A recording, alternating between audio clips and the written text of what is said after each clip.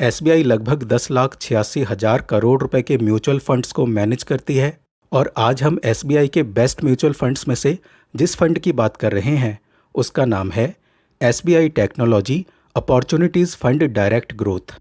SBI ने इस fund को जनवरी 2013 को लॉन्च किया था और इस फंड में अभी तक लाखों लोग लगभग 4,203 करोड़ रुपए का इन्वेस्टमेंट कर चुके हैं।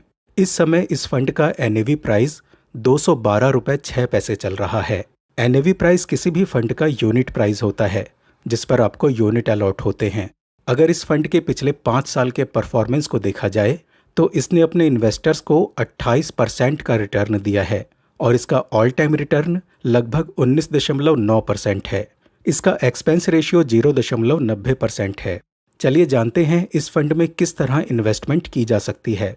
अगर आप इस फंड में लमसम में इन्वेस्ट करना चाहते हैं तो आपको कम से कम 5,000 रुपये की इन्वेस्टमेंट करनी होगी और मैक्सिमम इन्वेस्टमेंट के लिए कोई लिमिट नहीं है। अगर आप एसआईपी शुरू करना चाहते हैं तो आप मिनिमम 500 रुपये से एसआईपी शुरू कर सकते हैं और इसमें भी मैक्सिमम इन्वेस्टमेंट की कोई लिमिट नहीं है। आप जितना चाहें उतना इन्वेस्ट कर सकते हैं। अगर कोई इमरजेंसी सिचुएशन आती है तो आप इस फंड से कभी भी अपने पैसों को निकाल सकते हैं, यानी इसमें कोई भी लॉक इन पीरियड नहीं है। लेकिन इसकी कुछ शर्तें हैं। अगर आप इस फंड से 15 दिन से पहले ही पैसों को निकालते हैं तो आपको 0.50% का एग्जिट चार्ज देना होगा। तो दोस्तों, हम किस तरह एक अच्छा प्लान बनाकर इस फंड से ज़्यादा रिटर्न बना सकते हैं, चलिए जानते हैं।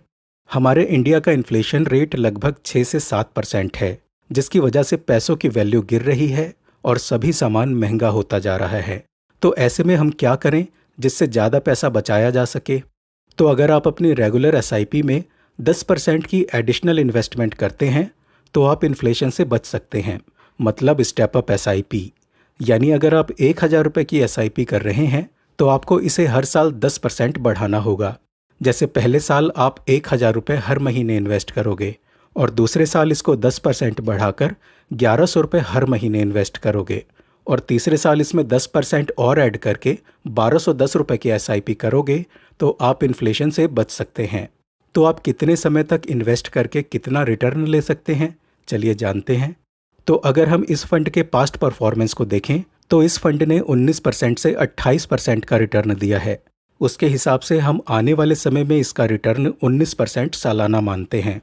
तो अगर इस हिसाब से आप 1,500 रुपये की स्टेप अप एसआईपी 3 साल तक करते हैं तो आपकी टोटल इन्वेस्टमेंट होगी 59,580 रुपये और इसमें 19% सालाना रिटर्न के हिसाब से आपके फंड की टोटल वैल्यू हो जाएगी 77,928 रुपये।